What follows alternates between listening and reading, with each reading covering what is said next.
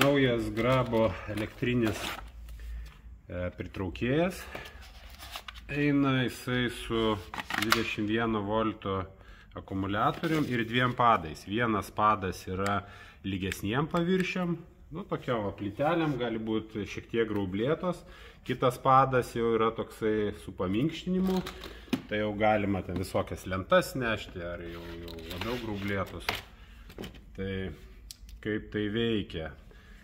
Palaikom 3-5 sekundės, jisai įsijungia, tada pridedam prie norimo kelti objekto, paspaudžiam, jisai prisitraukia, maždaug virš 600 sustoja ir jis dabar palaiko slėgį. Kai slėgis nukris mažiau kaip 480, jis vėl prisipumpuos, tai yra automatinis pakėlėjas. Tai va, galima drąsiai kelti, jisai laiko apie 170 kg. Kad paleisti 2 kartus greitai paspaudžiam, jisai viskas atleido. Tarkim, norim dabar pakelt plytelę betonę. Tai užsidedam padą, kitą.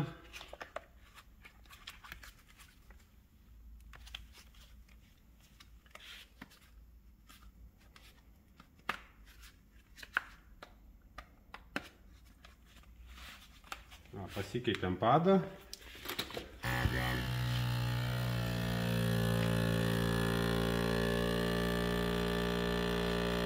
Kadangi paviršius yra labai porėtas, jis todėl jam neužtenka pilnai prisisiurbti, bet mes matom pagal manometrą, kad rodiklė žalioj skalėj ir pagal šitą, kad yra saugu kelti ir transportuoti. Tiesiog darbo metu jums dirbs varikliukas.